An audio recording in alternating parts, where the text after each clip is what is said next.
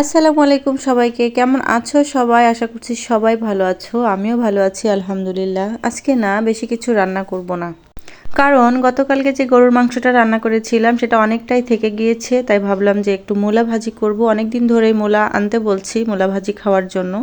তো মূলা দিয়ে আর গাজর দিয়ে একটা সুন্দর করে ভাজি করে নিচ্ছি, আর এদিকে মাংসটাও গরম করে নিচ্ছি।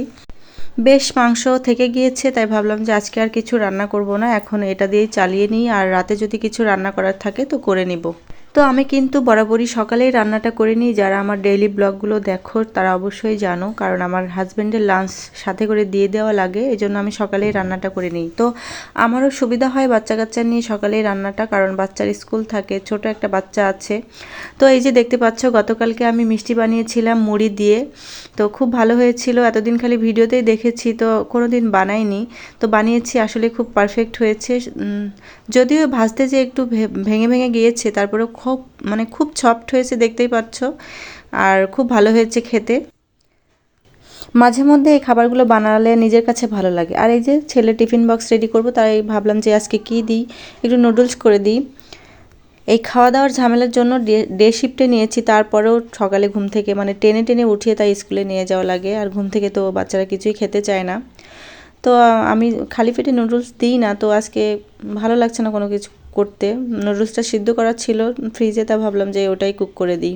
আর এই যে আমার হাতে বানানো একটা মিষ্টি দিয়ে দিলাম। আর ছোট ছেলেরও টিফিন বক্স রেডি করতে হবে, সেও পিছন পিছন আমাকে বলে যে আমার টিফিন কই, আমার টিফিন কই। সে কিন্তু স্কুলে যায় না, তারপরও সে সাথে থাকে, তো তার জন্য একটু খাবার নিতে হয়, কারণ সেও কিছু খেয়ে যায় না।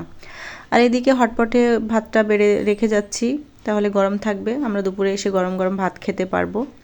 আর আমি একটু চিয়া সিড ভিজিয়ে নিব, এটা ভিজতে থাকবে আর আমি ততক্ষণে রেডি হয়ে নিব। এটাই আমি লেবুর রস দিয়ে চিয়া সিড খাবো আর একটা ডিম সিদ্ধ খাবো, এই খেয়ে আমি স্কুলে চলে যাব বাচ্চাকে নিয়ে। তো এই যে স্কুলে চলে এসেছি, অ্যাসেম্বলি স্টার্ট হয়ে গিয়েছে। ওকে অ্যাসেম্বলি শেষ হয়ে যাওয়ার পরে স্কুলে ঢুকিয়ে দিয়ে, ক্লাসরুমে ঢুকিয়ে দিয়ে আমি চলে আসবো বাসায়। তো এই যে মাঝখানে ভিডিওগুলো নেওয়া হয়নি, সে স্কুল থেকে চলে এসেছে, স্কুল থেকে নিয়ে চলে এসেছি। অবশ্য বাসায় আসিনি, আমি স্কুলেই ছিলাম। স্কুল থেকে এসে আমার ছেলে লেখাপড়া শুরু করে দিয়েছে, ড্রয়িংয়ে এত তার আসক্ত আর কি, ড্রয়িংয়ের প্রতি। তো এই যে আমরা 3 মা বেটা গোসল টোসল সেরে এখন খাওয়া দাওয়া করবো। আজকের ভিডিওটা আর বেশি বড় করব না। তোমরা সবাই খুব ভালো থাকবে। আল্লাহ হাফেজ, টাটা।